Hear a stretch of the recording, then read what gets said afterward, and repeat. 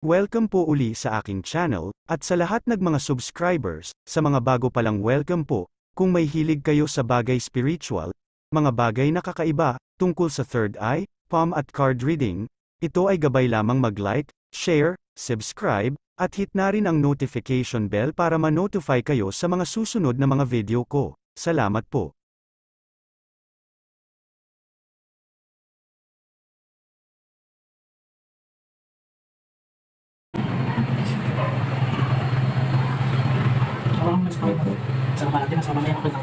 Alam po natin na maraming negatibong bagay ang maaaring mangyari sa panahon ng ghost month. Pagkakasakit, mga bagay na hindi natin inaasahan na mangyayari. Sa panahon ng ghost month, ito ay maiiwasan kung gagamitin natin ang spiritual healing o Reiki healing.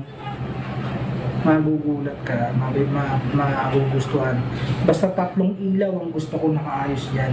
Okay. Para ma-attract yung tao agad. Pagkakita pa lang maliwalas tignan. And now sa ating studio ay ating kapiling yung isa rin pong healer dito at nagpa-practice ng Reiki healing. Si Elias, Brother Elias, magandang gabi sa iyo. Welcome to our program. Welcome po. Magandang gabi po, Sir Ray. At salamat po ulit sa pag-invite.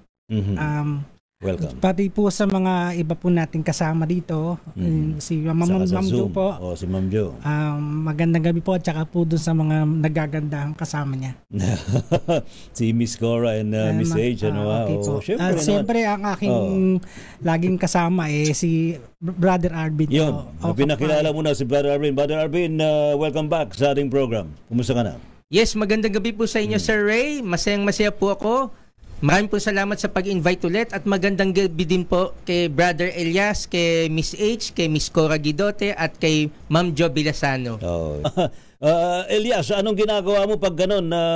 Halimbawa, may pinuntang ka isang lugar at hiningan ka ng tulong na, ang tindi dito, parang may sumasanib yata sa amin. Ano ang ginagawa mo rito, Brother Elias? Kailangan po kausapin. Kasi unang-una, hindi po talaga yan magpaparamdam kung walang dahilan. Lalo na kung yan ay namatay, tragic yung kanyang pagkamatay. Sandali, hindi nga nakakausap nung nakatira. So, ikaw kakausap. Ako po ang magiging way. Kasi kami po, nakikipag-usap kami para malaman kung ano yung gusto nila, bakit sila nagpaparamdam. Pero meron naman talaga na kahit wala naman dahilan, talagang yung sabi mo nga makulit. Nagpapagalaw ng mga poltergeist o nagpapagalaw o ano man. Yung pagkagano makulit, kailangan alisin. Kasi hindi naman sila, kumbaga, hindi sila allow na manggulo. So, haharangan mo na lang. Bawal kayo rito. Parang tao din yan wala ka namang reason bakit ka nandyan, nanggugulo ka. Lalo ngayon, katulad kanina, bago ko pumunta dito, narinig ko may tumawag wala naman yung tao na kailangan tumawag sa akin dahil walang tao. Sabi ko talagang pati yung spirit nanggagaya talaga sila ng boses. Talaga narinig mo yung boses niya? Yung boses nung saan ba galing yung boses sa ilalim ng hukay? Nasa tabi ko nga lang actually. Sabi ko, baka naman kasama mo at sumama sa'yo? Wala nga. Hindi ka nagpagpag? Hindi yung kasama ko sa bahay yung aking misis wala siya. Tapos tinawag yung pangalan ko 2 beses. Talaga. Sabi ko, manggagaya ka pa talaga ng boses ang galing talaga. So ano yun, parang doppelganger. Sabi ko, alam mo naman siguro yung gagawin ko ngayon. So ayun, tinawag yung name ko, sabi ko 2 beses yun. Kasi doon sa area namin may nagbigti. Kaya pala. Ikaw, Brother Arvin, kumusta ka naman? Gaano na ba katindi yung nararamdaman mo? Ano ka rin, sensitive ka rin ha? Opo. Kanina nga lang po regarding po dun sa nabanggit ni Ma'am na sabi nga niya ang pagiging Reiki healer is not only yung gaganyan yung kamay o magpapas na, it's also about educating people. Yes, I believe that na dapat, sabi nga nila, you do not drive the ghost away, you help them to move on. Kanina nga lang nagpa-welding nga po ako ng upuan, nasira yung upuan ko kasi. Sabi nga nung welder, brother, nakikita mo ba kung sino yung kasama ko dito? Sabi niya kanina, nagulat Talaga? ako. Dito the mindset, sinabi ko sa kanya, opo, meron kayo. May matanda na parang nakabihis ni Elvis Presley. Sinabi ko na. Tapos sabi niya, yun lang, sabi ko, may kasama siyang 2 kulay itim pero wag kang magugulat. Kasi it doesn't mean na pagkakulay itim ang balat, masama di ba? Sinabi ko, nandyan lang sila pero pwede na mamaligo para pumuti Tapos lagi daw nga siyang nag-aalay. Tapos habang kinakausap siya, nakita ko parang nagiging kaliskis yung braso niya. Talaga. Kinikilabutan siya kasi. Pero sabi ko sa kanya, huwag kang matatakot kasi kung harmless naman yan, nagbabantayan sa'yo dito. Binabantayan kayo niyan. Yun lang po. And then kanina nga along the way, nakakita ako ng mga aksidente ng mga motorsiklo, mga ilan along the traffic, along the highway. Sabi ko nga, alam nyo, yung career ko din hanggang ngayon kinakabahan pa rin ako sa career ko which is related. Sinasabi ko, sana matapos na ang Ghost Month, sana bumilis na, sana September na. Para malaman ko ang sagot kung pinagdadaan ng career ko ngayon matapos na. alam mo, Brother Arvin, Elias, Miss H, saka Ma'am Cora, kahit na hindi tayo niwala dito sa practice ng Ghost Month, pero talagang yung presensya ng mas mabigat mas maraming gumagala talaga. Ma'am Cora, ganun ang natin, nararamdaman natin para bang ang bigat ng energy,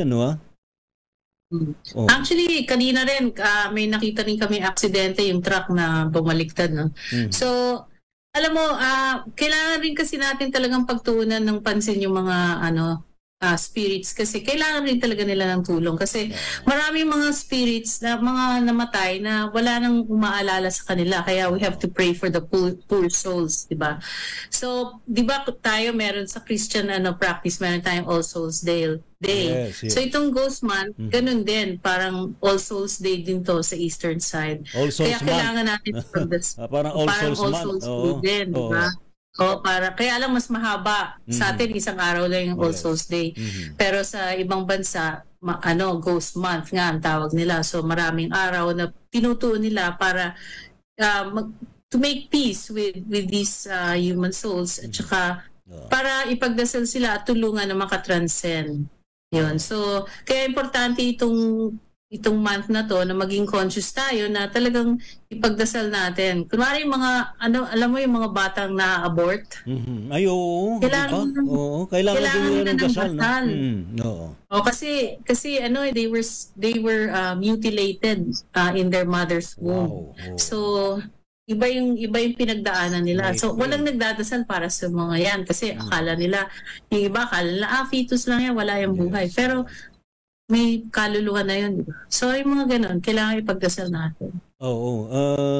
Yung bang mga ganun, Ma'am Cora, nagiging nagiging tiyanak ba? Hindi naman. Parang hindi naman yata ganun. Parang sila, urban legend lang yun, no? Oo.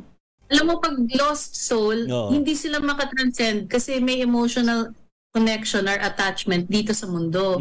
So, imbis na makatranscend sila and maybe live another life somewhere else, ganyan, hindi sila makaalis because napakalakas ng emotional trauma sa kanila At saka, maaari, kung makatranscend man sila sa next life, meron silang dalang baggage. Diba?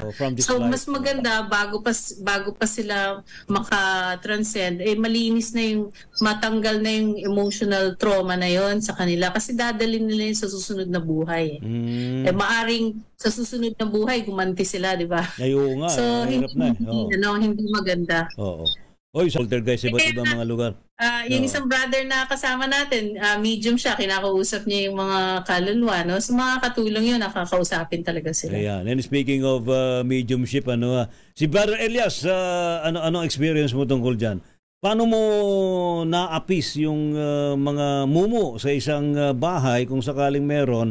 Ganon din ba ginagawa mo? Kailangang ma-release yung anger ng mga multo? Pakion mo yan. Yan. Lalo na po sir yung may mga sakit. May attachment yun. Example ko na lang po yung aking mother na nawala. Namatay po siya tapos masama po yung loob niya doon po sa dati namin tinirahan.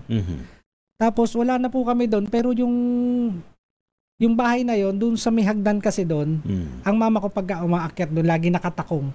Wala na kami, pero maaaring yun ay thought forms niya. Oo. Maririnig mo yung ano? Yung wala na kami, yung nakatira doon ang nagsasabi. Oo. Sabi ko, mama ko yung nandoon, yung thought forms niya, actually hindi, pero part din ng kanyang aspeto. Baka naman hindi mo tinanggal yung sapatos niya nung... hindi, yun lang yung palatandaan. Oo. Yun lang yung palatandaan na yung spirit, magbibigay siya ng sign. Halimbawa, minsan sa pabango. Tama. Halimbawa, pabango. Yan. Pabango, may bulaklak. Ito yung pabango ng lolo ko, pabango ng ano ko. Tapos, pagka okay na po yung namatay, masasabi rin po ng mga nakatira na parang hindi na siya nagpaparamdam. Hindi na namin sila nakikita. Like yung sabi niya, ito lagi ko nakikita yung lola ko, napapaginipan ko. Tapos nung kinausap namin, sige po, pwede na po kayong okay naman po sila, ganito ganon. Tapos na naginip sila nung nanay nila, parang kumakaway na ganon. Ayun. So nagpapaalam nagbibigay sila na nakangiti. Nagbigay sila ng signs hindi nakangiwi, nakangiti. Opo, siguro ayaw nila. Tama po yung sabi ni Mama Cora na parang attached sila eh. So parang ayaw nilang umalis. Tapos nung nalaman nilang okay na yung family, bibigay sila ng signs na okay na. Umalis sila sa panaginip, dinadaanan ng mga ganon. Oo, ayan. Ikaw ba, Brother Elias? Paano mo naman nire-resolve yung problema? Malaking... actually, dati, ka na rin, no? Nagpa-practice ka na rin ng Reiki, pero ngayon mas madalas na. Opo, ngayon po ginagawa ko na mas madalas yung Reiki. Yung last na matagal daw kasi naging dormant to, Ma'am Cora. Hindi. Si Elias. Opo, hindi ko po siya kasi sa pamamagitan pero nung naputungan uli ni Ma'am Jo, ni Dr. Joe Villasano, yun na. Aktibo uli. So, ginamit ko yung Reiki doon sa pinless kong bahay. Normal na ginagawa ko, gumagamit ako ng mga orasyon eh. So, this time, hindi ko siya ginamit. Ginamit ko yung Reiki, yung bahay na hindi nga mabenta-benta. At ang nangyari po, ang milagro doon pinakita, yung ilaw kasi napakalabo. So sabi ko doon sa video, palitan niyo yung ilaw kasi gusto ng mga spirit. Hindi talaga kahit anong palit na lumalabo talaga ilaw. Lumalabo. Ano ba yung binalagay nila? Baka naman gusto nila, gusto ng mga spirit, kumukuti-kutitap. Hindi, lumalabo talaga ilaw. Hindi tumatagal. So ang ginawa ko, pagkatapos ko, nakita ko yung babaeng kulay black na pumasok. So sabi ko, ayaw mo ipabenta yung bahay. Mabubulok yung bahay. Oo nga. So pumayag ka na may tumira dito. Pumayag naman. Ang milagro doon, sabi ko mabebenta to, lahat po ng pumunta doon hindi na natutuloy. May mga titingin. So parang may humaharang, no? Kasi hindi natutuloy. Nalaman ko kasi 2 araw na benta yung bahay. Pagkatapos noon, yung ilaw na sabi ko papalitan, bigla pong lumiwanag. Doon sa tapat nung sabi ko, siguro umalis na sila doon sa nagkaroon ng harmony yung lugar. So siguro kasi di ba, Ma'am Cora, meron tayong ayaw na lang natin banggitin yung mga symbols, pero meron tayong mga ginagamit na symbols of harmony, ano? So nung ginamit ko yung Reiki, so natuwa ako. Sabi ko, ang ganda. Kasi inalis ko, baka galit sila, baka masama ang loob nila, baka ayaw nila iwan yung bahay. So, sabi ko, okay na. Nakita ko babaeng naka-black. Tapos meron pa akong nakitang ataol. So pagkatapos mo, naging puti na yung damit niya?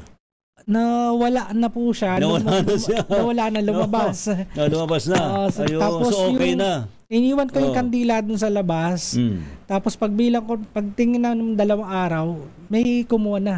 Ng bahay. Tapos yung ilaw na malabo dun sa 3 sunod-sunod na ilaw, doon lang sa kanila napakaliwanag.